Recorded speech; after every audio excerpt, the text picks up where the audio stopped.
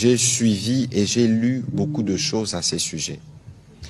Alors, il faut bien qu'on se regarde dans les yeux et qu'on cesse d'être hypocrite.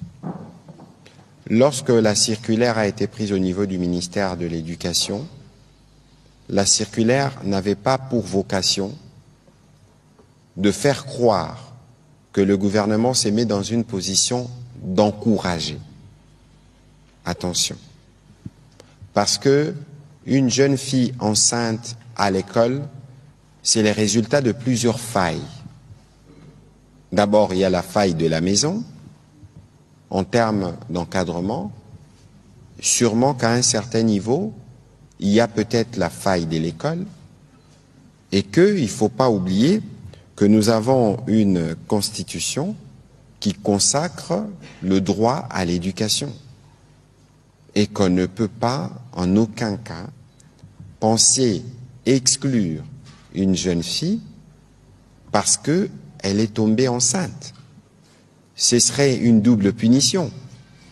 Parce qu'il y a des enquêtes, notamment les enquêtes de population EDS, vous pouvez le lire, qui démontrent que plus les femmes sont instruites, moins elles tombent enceintes. Parce qu'elles apprennent comment se protéger. Et donc, lorsque vous dites que ces enfants ne doivent pas aller à l'école, vous les discriminez. Et en les discriminant, il y a non seulement que notre propre constitution, dans ce qu'elle stipule, est violée, mais n'oubliez pas que la République démocratique du Congo est signataire de plusieurs conventions internationales.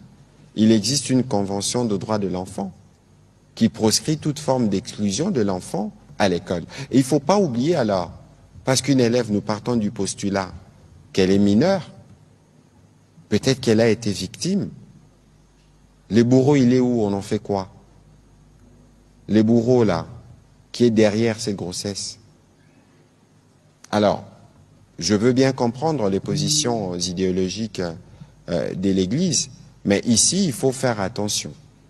Parce qu'aujourd'hui, à la différence de notre époque où nous n'avions que le ZRT, il faut admettre que nos enfants ont accès à une masse d'informations en même temps. Ce n'est pas seulement les réseaux sociaux, mais c'est aussi toutes les chaînes qu'il y a avec les différents télédistributeurs que nous avons. Alors, est-ce que nous devons continuer à être conservateurs, entre guillemets, hypocrites, et ne pas aller donner une réponse à une problématique sociale qui est vécue?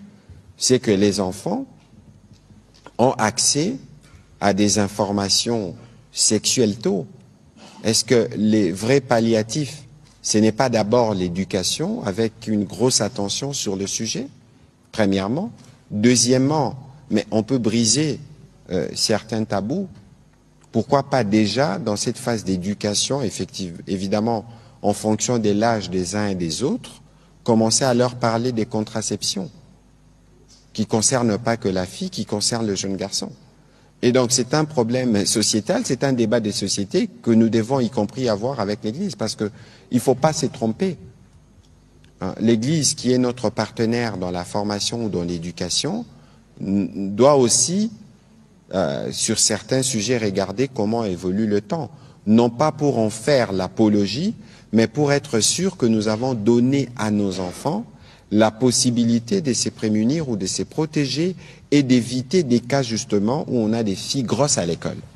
Et donc ici, je pense qu'on ne va pas clore les débats parce que c'est un débat qui réveille les traditions, les coutumes, les perceptions des uns des autres. Mais ici, il faut considérer qu'on ne peut pas exclure ou punir doublement une jeune fille parce qu'elle est grosse. Ce n'est pas de l'encouragement, mais ce sont ces droits qu'on fait respecter, ce sont des protocoles qu'on a ratifiés, qu'on fait respecter, quitte à nous, comme société, comme famille, comme école, de tirer les conséquences pour qu'il n'y ait pas des cas de ce genre. Et je pense que c'est faisable, et je pense que de ces points de vue, vous aussi les médias, vous avez votre responsabilité. Merci.